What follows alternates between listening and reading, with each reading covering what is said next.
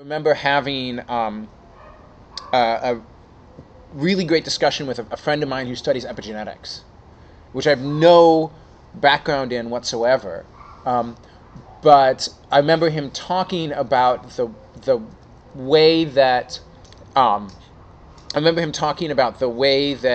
epigenetics, for anyone who isn't on Wikipedia right now, is sort of the stuff that Which exists. you should be. Which you should be, seriously.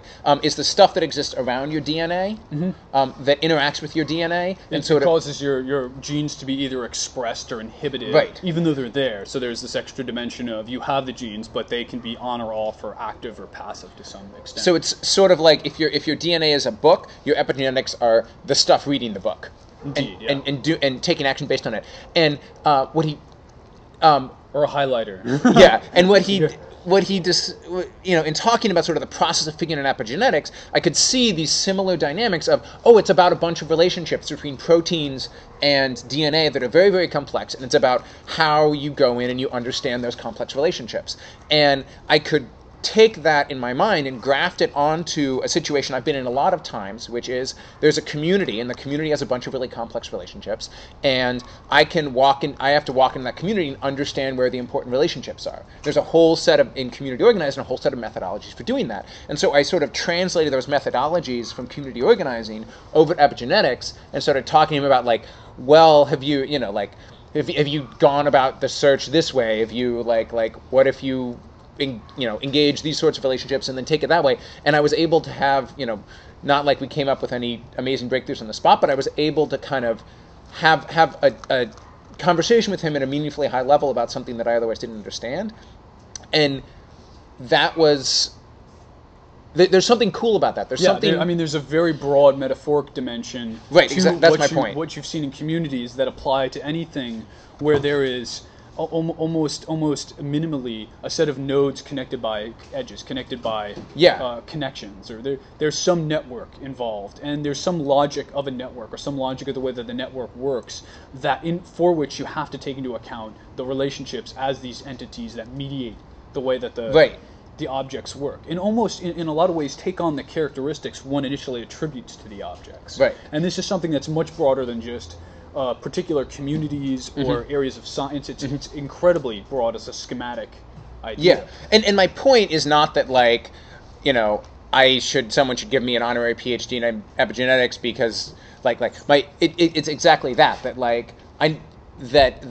there's some skill set that is intrinsic in understanding relationships in this way that feels like it's useful in a bunch of different disciplines, and it can be a useful perspective to reveal new insights, and also a useful area of interdisciplinary dialogue. And I kind of part of what I'm trying to do with my life is figure out different ways to make that conversation happen. And I want to jump on something else that you said, which is the word network and the way that we think about that, because I've kind of become not a fan of the word network recently. It's a very loaded term now, because people have the term social network, which takes that area of language, which, when people used to think of network, cell phone network, social network, but there's a traditional sense to which network is this very, very abstract conceptual idea. And I certainly deal with it in engineering quite a bit. It's abstract, but now it's this palpable concept that's kind of stuck in a particular set of connotations. So, the interesting thing about network, and the disservice that I think it does as a word, is that when I conceive of a network, I conceive of a series of nodes and links. Yeah. And the links are essentially binary. So if I have a social network, like Facebook is a great example, right? I have me and a bunch of people, and those people are my either friends or not friends. Yeah. And it's that simple. And there's no sort of nuance or granularity to that relationship. And I think that, and you can, networks are great, they're complex, you can do a bunch of analysis just based on how the nodes are linked or not linked, but I think that the really, really interesting stuff to me is always in how the nodes are linked, and always in thinking of that link as its own complex, infinitely variable entity that starts somewhere and then goes off in some crazy direction. And moreover, networks are often thought of as static. Yeah. Even if they are changing, we think of a network at any given time as this synchronic perspective of a network. Right. What is the network right now? What does it mean right now? When in fact the network also contains, in the broader sense, contains within itself ways that these connections change. Yeah, exactly. Ways that evolution happens in these sets of relationships. And I would almost say that, like, I can't, and I'm sure there are some, but offhand I can't think of any examples of networks that don't do that. Oh, absolutely, like, yeah. Things that are linked together in a way that, like the links were somehow created by something in the past that is no longer acting, that enables the network to behave statically. Like, there's always almost some life in those links, and that life is what enabled them to be created, and that life also makes some links different than others, and it's measurable in some way, and yeah. I mean, we can all think of cases where people want to believe that, though, that the right. The mechanism that this is fast. There was an article I read once. An article is probably the wrong word for it. An essay I read once. An article sounds like it's like an academic work done in the past 50 years. It was an essay, and I believe it was by Foucault, and in it he discusses the difference between the term origin and genealogy. And he looks at the way that Nietzsche uses genealogy and the genealogy of morals, and contrasts it with this idea of an origin, where there's this theoretical place where some concept, some fundamental relationship, some set of ideals, where they originated, and that point is gone. It's a thoroughly historical point. It's a particular point, and after that, everything was kind of in harmony. Everything kind of worked. Everything kind of functioned the way that one expects it to, and the way that one sees it now. Whereas what Nietzsche does in Genealogy of Morals, and this idea of a genealogy, in general, is more related to this concept that what we see now is a consequence of this continuous evolution. And the way that we see an origin is really just an illusion of what we're looking at right now. We go back and we historically create this origin after the fact, and that fact was, in essence, this evolutionary genealogy, this series of changes, which none of which were this magic moment of inception, that were all these little atomic evolutions of a concept, evolutions of a language, evolutions of relationships between terms in a language. And only at any given moment do we believe that this whole thing is fixed, and at some point it was created as such. So to give you an example of just to make sure that I understand that, like, you can have an origin myth of Newton's laws, where you say, okay, F equals ma. Like, there was, Newton running from the plague, was bored, so he came up with this thing, F equals ma, and since then that equation has been static and has, like had all these profound impacts on our lives, but, like, when you learn physics, you are learning a thing that has essentially remained unchanged since the time of Newton. And as a matter of fact, it's not just like Newton came up with it over a summer. It's even more mythic than that. Like, Newton was sitting under the apple tree, and the apple hits him on the head, and that's when this foreign entity enters into reality, after which it was this ineffable thing that had always been there, but took one person to kind of open up the space of. And you could look at it in a different way and be like, okay, well, there was a whole bunch of dialogue before Newton that he was sort of tapping into, and then he tapped into it, and then that law, even though we know in many situations, like it's not necessarily the best way to think about physics, when you start getting into quantum physics and you start getting to other areas where Newtonian laws are not the most descriptive, you probably know more about that than I do, but that it sort of has had a life since then as an element of how physics is taught, and as an evolving component of the education system. And so what you're receiving isn't F equals ma. What you're receiving is the role that concept plays in the notion of of kind of what you need to know about the world.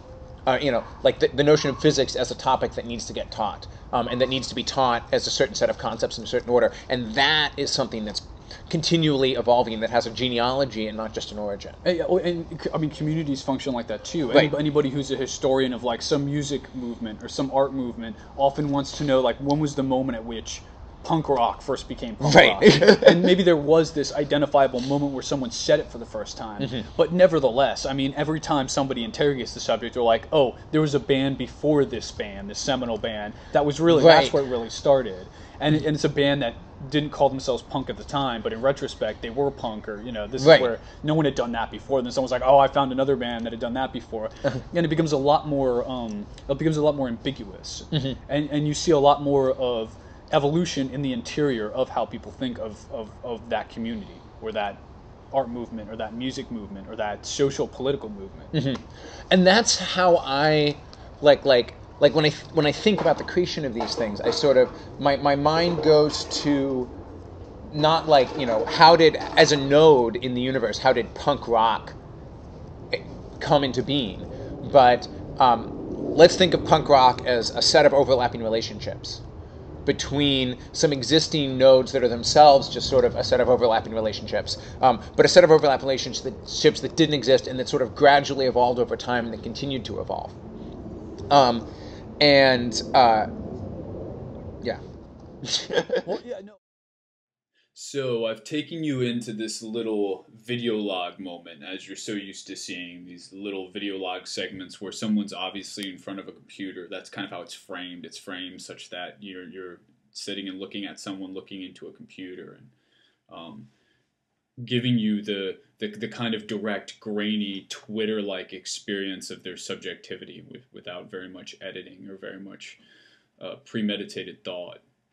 And I'm doing this so that I can kind of appropriately give you a little bit of a background, and that is what we just saw, the interview with David J.